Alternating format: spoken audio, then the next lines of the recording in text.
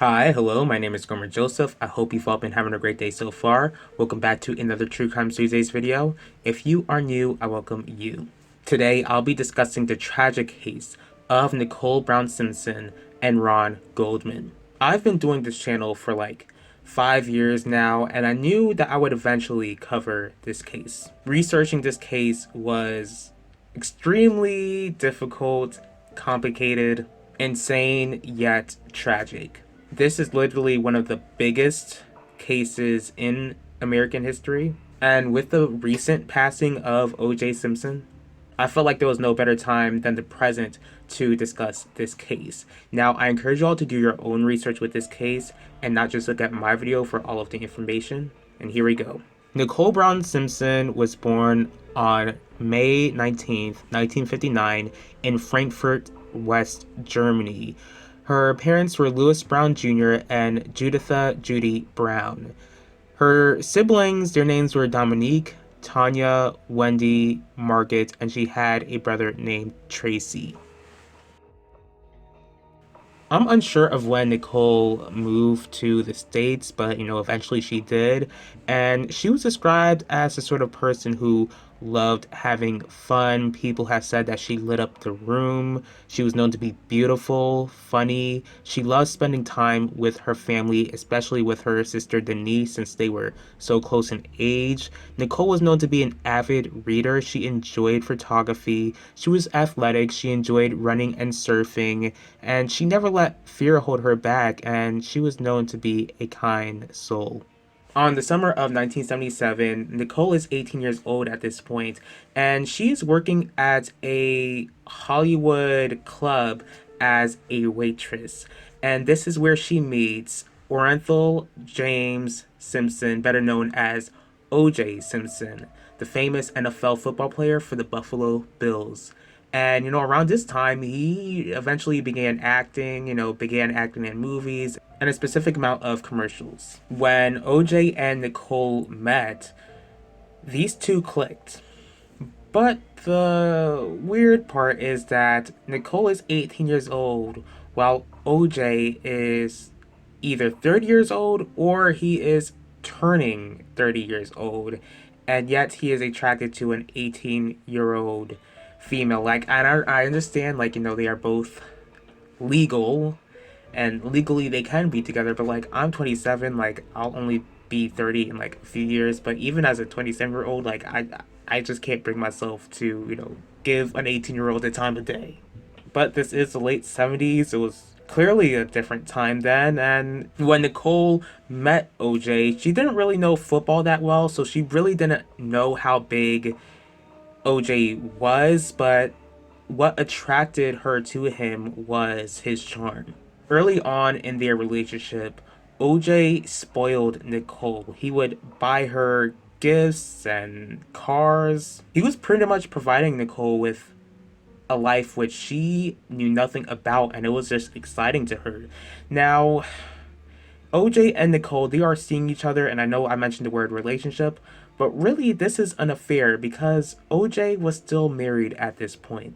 He was still married to a woman named Marguerite and already had kids with her named Arnell and Jason. And around the time that he was seeing Nicole, his wife Margaret was pregnant with their daughter Erin. Clearly, this marriage did not last forever, and they divorced 2 years after OJ began seeing Nicole. Even though OJ was providing Nicole with this new sense of wealth, he would quickly become controlling. According to a friend of Nicole, who she was actually roommates with, this was a male friend, and they did not have a romantic relationship. It was all, they were just friends. OJ did not like the fact that his girlfriend or his lover was roommates with a male, and, he, to the point where he bought Nicole an apartment to stay in. After dating for several years, OJ finally married Nicole after he retired from the NFL. They married in 1985, and Nicole would not only become a wife that year, but she would also become a mother to a child named Sydney, and later on they would have a child named Justin. After she gave birth to her kids, people knew that Nicole was a dedicated mother and she loved her kids fiercely. Despite them having kids and living the American dream, enjoying their wealth, the marriage was actually pretty toxic. OJ was still very controlling, and there would be a point where he would also, according to Nicole and those around her, he would become violent. Despite that, Nicole would go toe to toe with her husband. And let's not forget, like, OJ was a professional football player. Like, I've been in a few scrub. I mean, this is a bit too personal, but, like, there's been times where I was pretty much in a scruffle with a high school football player, and I can't imagine how she was able to go toe to toe with her buff NFL playing husband, which really shows that, Nicole was pretty bold and she had a lot of guts to stand up to a husband like that. Even though the marriage was clearly toxic, Nicole hoped that everything would turn out okay. There was a time where she even called the police on OJ since she feared that her own husband, who was supposed to love, honor, respect, and protect her, she feared that the man she said vows to was going to take her life. When the police arrived to the house, they found Nicole badly beaten and half naked. Despite this troubling scene, her parents advised her to stay with OJ and not press charges. Now, as a born again Christian, like, I am not for divorce. I'm very against divorce, but clearly, according to what Nicole is saying and what those around her were saying and what her parents heard, yeah, when you are married to a very dangerous man, maybe you don't have to, file divorce papers, but I truly believe that you really have to leave the house because your husband is clearly out of control. Not only would OJ continue to harm and mistreat Nicole, but he would also cheat on her as well. By 1992, Nicole would have enough and she divorced OJ. Now, you would think that after the divorce, things would calm down, but unfortunately, things would continue to go crazy. Nicole stated how OJ would follow her places. It felt like he was following her everywhere. He would follow her to gas stations, malls. And when she was driving, she would notice him driving his car behind her. OJ would go off on her about the men that she was seeing after their divorce. And I mean, you guys are divorced, so it really shouldn't matter who she's seeing. But despite that, he would go ballistic, according to her. She would even take pictures of the bruises that she received from OJ. Later on, like a few years after everything that transpires, OJ claimed that, if I'm quoting him correctly, he claimed that it was like pretty much makeup. In 1994, Nicole is 35 years old at this point. She's still living in LA and she met 25-year-old Ron Goldman and they became casual friends. And according to those around them, these two were just friends. Ron Goldman was born on July 2nd of 1968 in Buffalo Grove, Illinois, to parents Frederick Goldman and Sharon Rufo. Now, Ron, he was raised by Frederick after his parents divorced. I really couldn't find too much about the sort of person that Ron was, but I do know that he was athletic. He enjoyed playing volleyball and he enjoyed going rollerblading, and he was also an aspiring actor.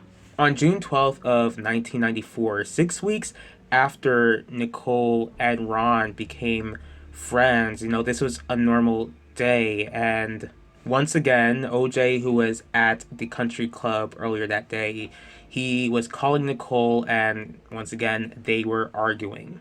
That evening, Nicole attended her daughter Sydney's dance recital, and OJ would arrive to see the recital as well. But while OJ was there, she pretended like he wasn't even in the room. After the recital was over, Nicole and, her family, they attended the restaurant where Ron was working as a waiter at.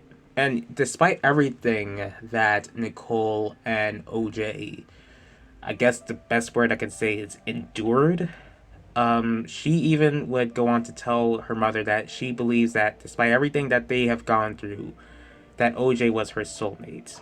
Despite their relationship stating that these two really shouldn't be star-crossed lovers. When Nicole arrived home, she puts her kids to bed, and her mother calls her, telling her that she feels like she lost her glasses at the restaurant, asking Nicole if she could get them back for her. So in order to make sure that her mother got her glasses back, Nicole proceeded to call Ron, and he did find the glasses, and instead of Nicole driving over there, after putting her kids to bed, Ron decided to go to her house to give Nicole her mother's glasses. When Goldman arrived at the house, he and Nicole had no idea that they would lose their lives that night. Because not long after Ron arrived at the estate, the two were brutally attacked with a knife and ended up losing their lives. Around the same night, there was a limo driver who was supposed to drive OJ to a plane station.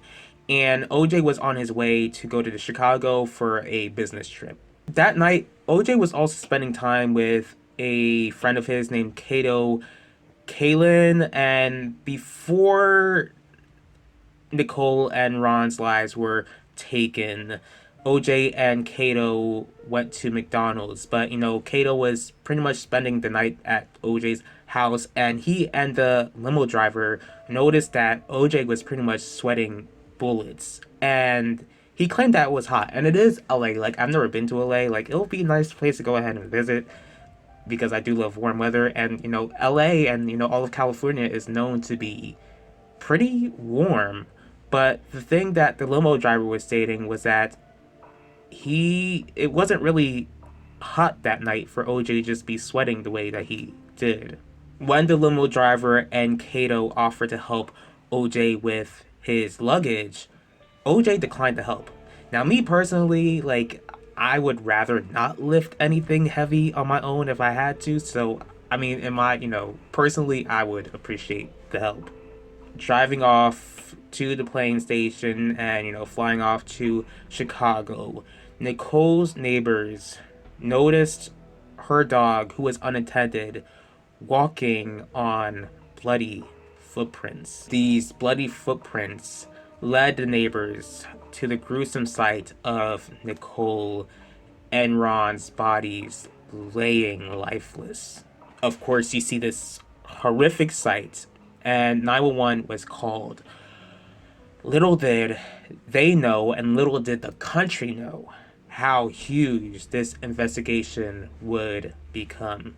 As investigators were looking all over the place, they realized that there was no missing items, and the way that Nicole and Ron's lives were taken, investigators knew that this attack was extremely personal.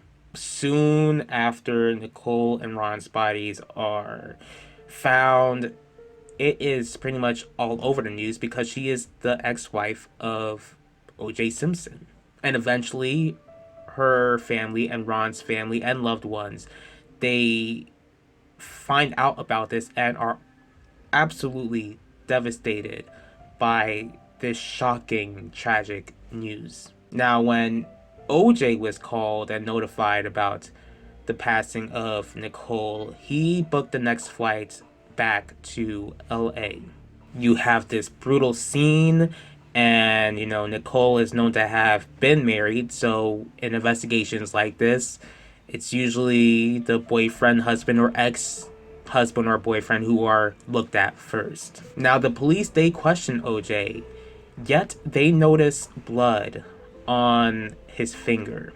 They also searched OJ's house and car, and they found blood in there. A few days later, especially after finding Nicole's keys, which she noticed were missing before her life was taken, a warrant was out for O.J. Simpson's arrest. Instead of finding OJ, they found his goodbye letter claiming that he was innocent. So not only did they have to find OJ because they have a warrant out for his arrest, but they also have to find OJ before he succeeds in taking his own life. And they would find OJ, kind of. On June 17th of 1994, the most famous car chase in US history occurred.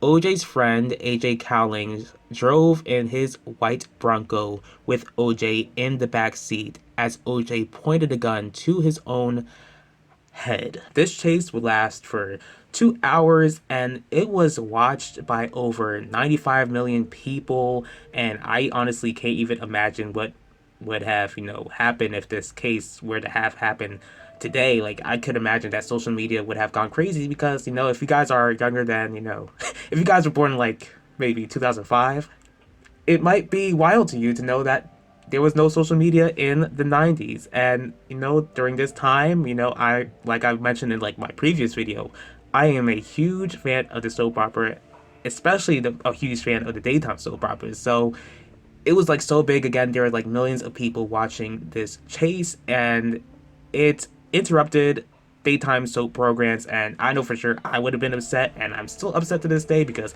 after this car chase and after everything that happened in the trial, it almost made the entire genre extinct. And because of the trial, it would continue to interrupt daytime soap operas.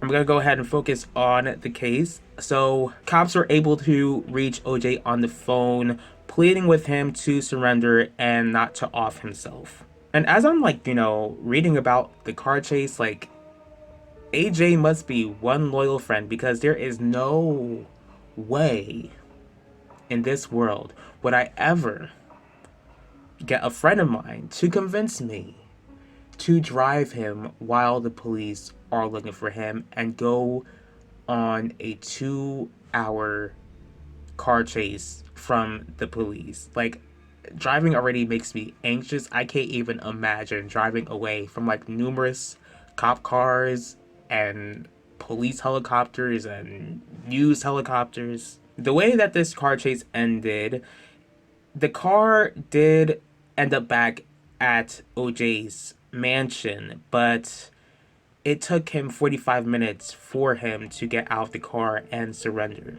After his arrest, the media went bonkers.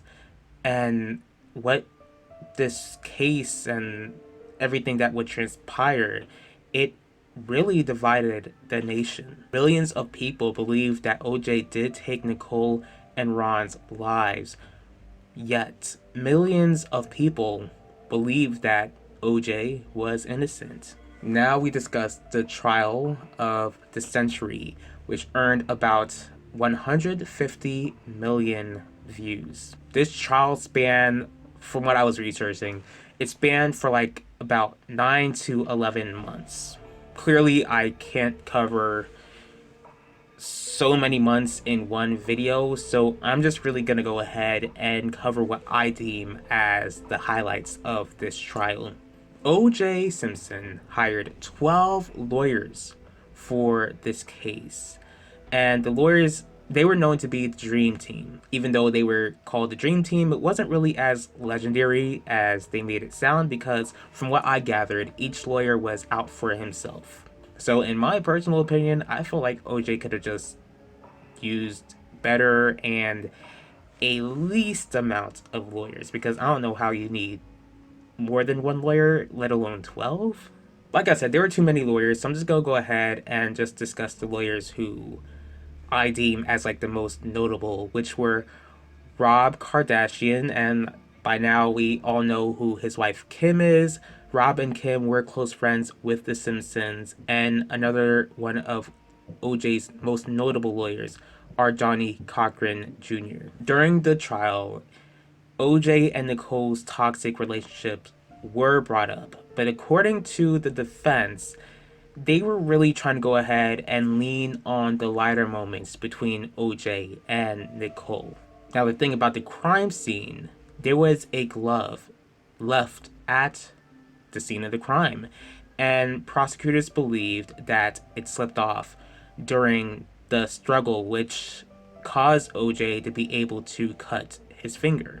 As for the defense, they were claiming that this glove, or the evidence, plenty of evidence, was planted, and tried to paint the investigators as racist, especially with Detective Mark Furman, who is caught saying the N word with the hard R on a recording.